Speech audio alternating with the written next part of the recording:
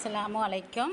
வாங்க நம்ம டிஃப்ரெண்ட்டாக கோழி பரட்டுவோம். 1.5 கிலோ கோழி எடுத்து வச்சுருக்கேன். தக்காளி, வெங்காயம், மஞ்சத்தூள், மிளகுத்தூள், சிக்கன் மசாலா, ஜீரகத்தூள், மிளகாத்தூள், கருவேப்பிலை எடுத்து வச்சுருக்கேன்.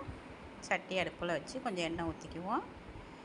எண்ணெயை ஊற்றி வெங்காயத்தை நம்ம போட்டு மிளகு, ஜீரகம்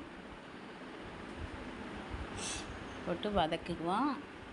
அதுக்கப்புறம் தக்காளியும் கொடுத்துருவோம். 3 தக்காளி போட்டுங்க, 4 வெங்காயம் போட்டு கருவேப்பிலையும் கொடுத்து வதக்குங்க. மல்லிக்கீரையும் கொடுத்துக்குவோம். மஞ்சத்தூள், ஜீரகத்தூள், சிக்கன் மசாலா எல்லா தூளையும் இதிலையே கொடுத்து நம்ம ஒரு பெரட்டி அதை நம்ம உடனே இறக்கிடுவோம். இறக்கி இந்த மசாலாவை ஆற விட்டு பேஸ்ட்டாக ஆக்கிடுவோம். பேஸ்ட்டாக ஆயிடுச்சு. நம்ம இப்போ இதை பரட்டிடுவோம். வாங்க, அடுப்பில் சட்டி வச்சுக்குவோம். எண்ணெய் தாராளமாக கொஞ்சம் ஊற்றுவோம்.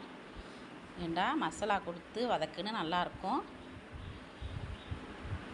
இஞ்சி பூண்டு கொடுத்துருவோம். 1.5 ஸ்பூன் இஞ்சி பூண்டு கொடுங்க. கருவேப்பிலை கொடுத்து அந்த மசாலா ஊற்றிடுவோம். ஊற்றி அது உடனே கோழியை தூக்கி வச்சுருங்க. சுத்தம் பண்ணி வச்சுருக்கேன். கோழி அள்ளி வச்சுருவோம். உப்பை கொடுத்து நம்ம மூடிடுவோம். மூடி போட்டு நல்லா கொதி வரட்டும். மேலே கொஞ்சம் மல்லிக்கீரை கொடுங்க. நல்லா கொதி வரட்டும். நல்லா சுண்டி வரட்டும். சுண்டி வந்துருச்சான்னு பார்ப்போம். சுண்டி வந்துருச்சு. இந்த மசாலா சூப்பராக இருக்கும். இந்த கோழி பரட்டல் இது எங்கள் வீட்டுக்காரங்க சொன்ன மெத்தேடு. நான் செஞ்சு பார்த்தா நல்லா இருந்துச்சு. இது ரசத்துக்கு, சாம்பாருக்கு, சும்மாவே அள்ளி போட்டு சாப்பிட்டா சூப்பராக இருக்கும். இந்தமாரி செஞ்சு பாருங்கள். என்னோடய வீடியோ உங்களுக்கு பிடிக்கும்னு நினைக்கிறேன். பிடிச்சிருந்தா லைக் பண்ணுங்கள், ஷேர் பண்ணுங்கள், சப்ஸ்கிரைப் பண்ணுங்கள். அஸ்ஸலாமு அலைக்கும்.